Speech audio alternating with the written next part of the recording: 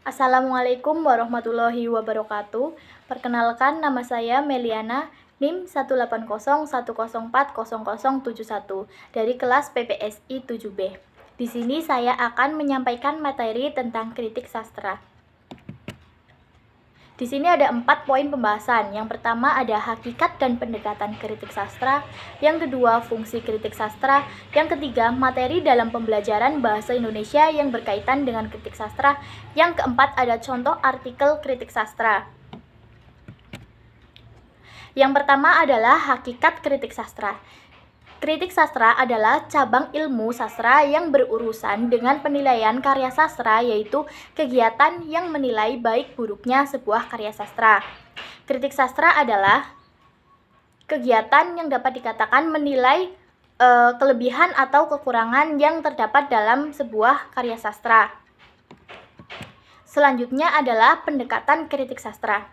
Kritik sastra dapat dibedakan berdasarkan teori pendekatan Abrams, yaitu di sini ada 4. Yang pertama ada pendekatan mimetik, yang kedua pendekatan pragmatik, yang ketiga pendekatan ekspresif, yang keempat ada pendekatan objektif.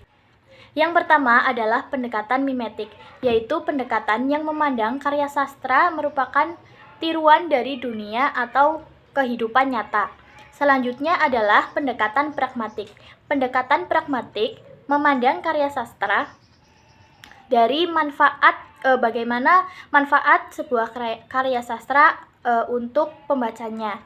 Selanjutnya adalah pendekatan ekspresif. Pendekatan ekspresif ini memandang bagaimana hubungannya dengan dunia batin atau dunia jiwa dari si pengarang.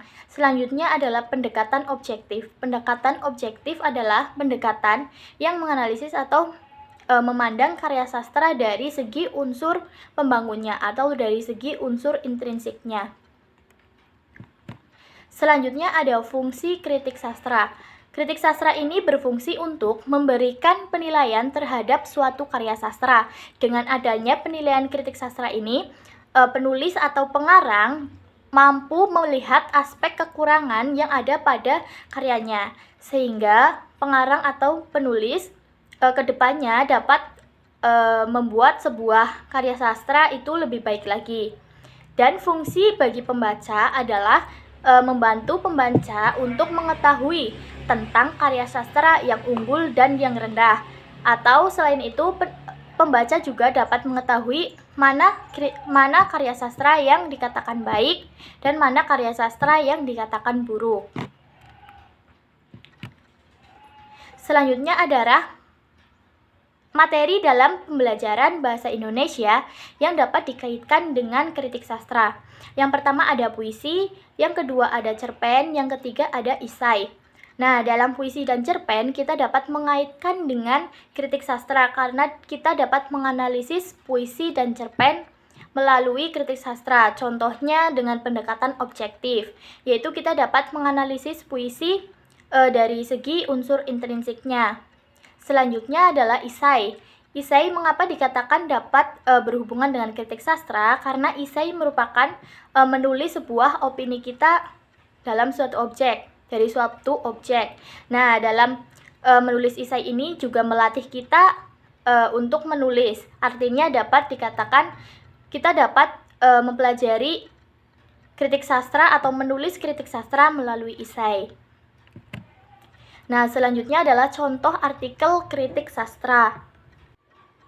Nah, artikel ini berjudul Analisis Kritik Sastra Puisi Tempat yang Dirahasiakan karya Ahmad Sultoni. Di sini saya hubungkan dengan pendekatan menurut Abrams, yaitu menggunakan pendekatan objektif. Di sini saya menganalisis yaitu dari segi unsur intrinsiknya, yaitu dari segi tipografi, diksi, majas, rima, dan citraan. Terima kasih, sekian presentasi dari saya. Apabila ada kesalahan mohon dimaafkan. Wassalamualaikum warahmatullahi wabarakatuh.